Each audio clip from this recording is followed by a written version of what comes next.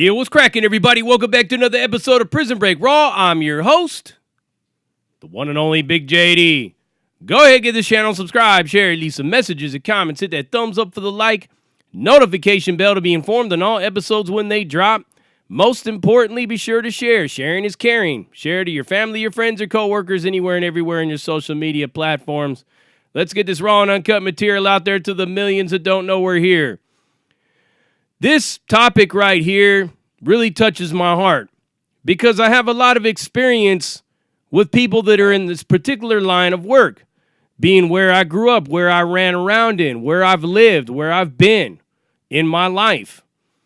We are talking about this very vicious, disgusting, racially motivated, totally unreported story of this elote lady that got robbed in South Central Los Angeles by two African-American young men, with a young African-American woman behind the wheel of a car filming it so that they could post the video on social media where it would go viral. There's a lot of factors to this case that are being overlooked. There's a lot of reasons and components involved, a lot of moving parts to why you won't see this on CNN, why you won't see it on MSNBC or any other large media network. You have to ask yourself this question right here. What is unique about the times that we live in? We live in unique times because never before have we been more politically divided than today. And this political division is full of a whole lot of fear-mongering, divide and conquer, and it's just an outright civil war between two factions within the elite power structure of celebrities and multimedia, mass media, lapdogs, politicians, rich people, working class people, all peoples are all in the thick of this fight. Most of them don't really understand what's going on with this. So you have a story of an elote lady. And a lot of you that don't know what elotes are, go look it up, go Google it. Anybody that's been in LA, San Diego, anywhere up along California, maybe various other places as well, where there's a large Hispanic community, you'll know what elotes are. Now, these young men targeted this woman simply because she was Hispanic. I mean, let's not sugarcoat it and call it for what it, we'll call it for what it is. Let's not try to sweep it up under the rug and make it look like something that it's not. Just a random robbery. That's not what it is. These young men racially profiled this woman, probably thought that she was illegal. Plus, she's a woman, so she's an easy target. And she's Hispanic. All those factors contributed to this move these ass clowns pulled off. These skinny pants wearing fucking weenies in putting this woman in a chokehold and robbing her. It wasn't enough that they just took the money, because they probably could have just taken the money and the lady would have probably just screamed, but they put her in a chokehold, laughing and carrying on and dancing around, thinking it's all funny. The backlash that this potentially can create is to break the ice of an already very fragile foundation of racial issues that have been going on in Los Angeles for a long time, well over 2 decades. It's been what's called a black on brown or brown on black race war for a very long time in the county jails in the early part of the 2000s. It was on site. It filtered over into a couple of the prisons. It was all up on the streets. It was everywhere, man. And there was nobody that could get away from it. People were being attacked. People were being killed. People were being robbed. It's nothing new. I'm not trying to minimize this, but these elote men and women, they get robbed all the time. They get taxed. Whatever neighborhood they're operating in, they're going to pay. It's the way it is. Whatever neighborhood she was in right there, who knows? But I myself personally have homies that have taxed these elote men and women. I mean, I'm keeping it real. I myself personally haven't attacked any of these elote men and women. But I've done my share to get at people that were trying to hustle in them streets. I ain't no saint, and I'm not going to get on here and say that I'm a saint. The person I am today, that's who the person is that's speaking to you right now about this post. This post that I put on Facebook. Trying to bring awareness to this story that you won't hear on CNN, MSNBC, and any of those other places because it doesn't further a political agenda. They can't exploit the Hispanic community on this one. They can't blame it on Trump. They can't blame it on MAGA hat wearing, skateboarding white kids from Huntington Beach. They can't do any of that stuff. So they're going to, like I said, they're going to try to push it away, brush it aside. Oh, we're dealing with a coronavirus. Nothing to see here, people. Nothing to see. Coronavirus. Nothing to see here, everybody. That's the excuse. But you have to ask yourself, if it was a bunch of kids wearing MAGA hats, would this story have been reported? Would it have been newsworthy for CNN? Would they have again sought to exploit the Latino community in Los Angeles in this regard? Yes, absolutely. I'm willing to go on the record and hold my hand up to God and say that that's true. And I'm not trying to make this about Trump, and I'm not trying to make this about a race thing. I don't have to. It's already a race thing. This shit has the potential to explode into something that don't nobody want to see. The really disturbing part about this whole thing is I put out a post on Facebook talking about this very thing and talking about these were two African-American boys that did this to a Hispanic female regarding the previous race wars that I guess a lot of people just turned a blind eye to over the last 2 decades. And I also put it out there that if this was a MAGA hat wearing kid, or if this had something to do with Trump-Russian collusion, it'd have been all over the news. And I said people in the Hispanic and Latino communities out there are sick of being exploited. You know, a true fact is that a lot of Chicanos people, Mexicanos stuff, people that are in this, a lot of them are Republicans. And you have to ask why. Why are they Republicans? A lot of them ain't with a free handout, a free lunch. A lot of them like to work hard for what they got. That's to be respected. I stand with this community in this fight.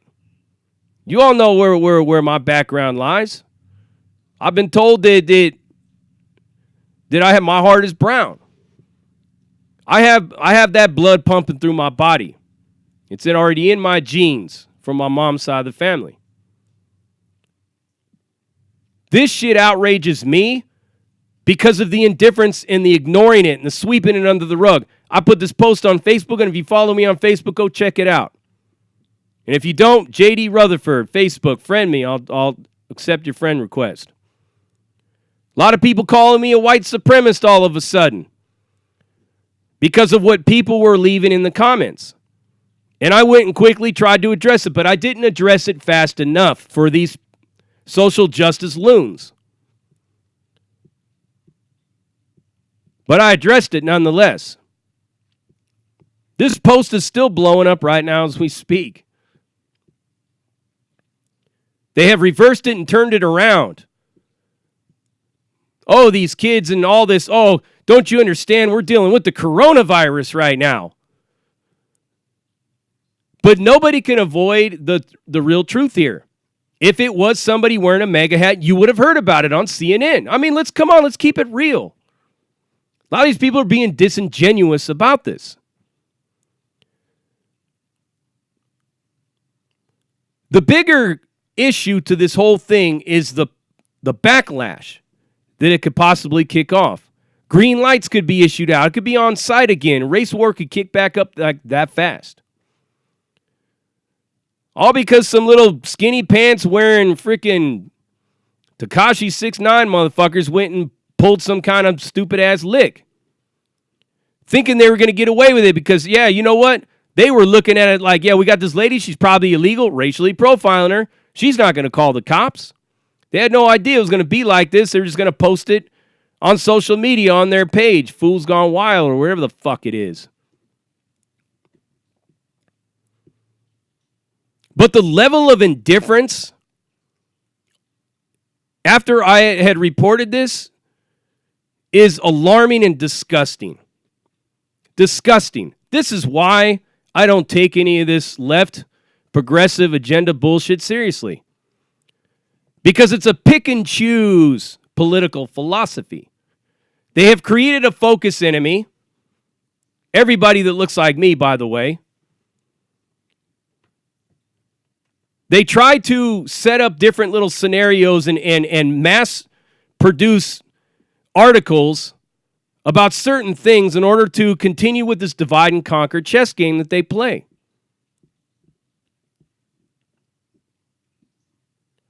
Then you get people on the other side, and it's like, yeah, it's brown and black, needs to stand together and fuck everybody else. Well, potentially you're saying fuck me too then, if that's what you're saying. And you know how dangerous that is in itself? You have the potential to radicalize a lot of people to join a political ideology that you don't want to see happen. Nobody wants to see that happen. I don't want to see that happen. I got people of all skin colors that I consider my family. Never in a million years am I going to raise an arm, not one finger, to fight any one of them. Just because of somebody's political ideology, just because some kid feels disenfranchised, or just because some other kid is overprivileged sitting in his college dorm, tapping away on his keyboards, calling everybody racist and doing everything else and all this other bullshit and fanning the flames. And then the media lapdogs with this whole thing. Nothing to see here, nothing to see here. Let's just sweep it under the rug. We got to talk about the coronavirus. This biological weapon that just went out of control to shut the economy down. So they use this as an excuse, but we need to talk about this story. We need to reach out to this woman and donate whatever we can. I'm in the process of doing that myself, and I know it's hard. But this woman may never go out into the streets and hustle again because of this. These kind of things show the divide that we all have. And I hate to say it for your information, racism is a disease that affects every race all over the world. You don't have to just take my word for it. You could look to any part of the world and see it. Racism affects all peoples. More so than the coronavirus does. And when somebody who looks like me tries to report on this, because this is a lady that's in my community, she may not be my next door neighbor, but the fact that she lives in this nation and she's providing a service to people who depend on her, a valuable service, means that she's my neighbor, regardless of what state she lives in. That's the outrage to me. And if I'm being told that I can't report on it or I can't speak on it because of the way I look, well, then I am the victim of a racial attack. With that statement right there, and that's what was told to me. It didn't take these nutbags, these nut job ass clowns long to come out and call me a bigot for reporting the facts of this story. Yes, race is not important in this thing, but yes, it is at the same time. Because it needs to be exposed and it needs to be addressed. We need to take the rose lens off. That's the only way we can come together. And it's not black and brown versus everybody else. It's all of us versus them. The celebrity elite power structure and their media lapdogs and all these other politicians and everybody else that fans the flames of division with their fear-mongering and BS to keep us all at each other's throats. And now the fact that this pandemic has been foisted upon us as well, we should all be outraged and we should all be standing together regardless of what color our skin is. We are in the midst of a golden opportunity to finally come together. You have to go through hell in order to get to heaven. That's according to Greek mythology. We're through the thick of it right now. We're all in the middle of it, whether we want to be or not. But we got to come together, people. We got to stop saying that it's us versus them, and the them that we are focusing the enemy as the focused enemy is not the real enemy. It's a subterfuge. It's a ruse. In order for you to be distracted from what's really lurking behind the scenes of all this. If anybody knows anybody in CNN or MSNBC or something like that, reach out to them and tell them to report this story. And report it for what it is. And report it for the potential repercussions that it can have as far as kicking off another race war that a bunch of people in the other parts of the country seem to have forgotten or never even knew about or oblivious to or don't want to know because it's not a bunch of kids wearing MAGA hats. This shit's been going on for over 2 decades. And it can get a lot worse, especially in these times of pandemic and uncertainty. It could definitely blow up into something we don't want to see. So I urge a lot of yous out there to stop looking at it as far as the optics are concerned and look at it as this is a problem that is affecting all of our communities. The way that these kids are acting, the void of father figures and positive role models and mentors, our school-to-prison pipeline problem, all these things need to be addressed and looked at, and they need to be addressed and looked at fast. I'm telling you right now, this shit has the potential to get nasty. That's pretty much all I got to say about it. Prison Break Raw, uncut, uncensored, no hold barred, non-sugarcoat, non-politically correct, all up in your face, slapping you with that dick of reality, and I'm out.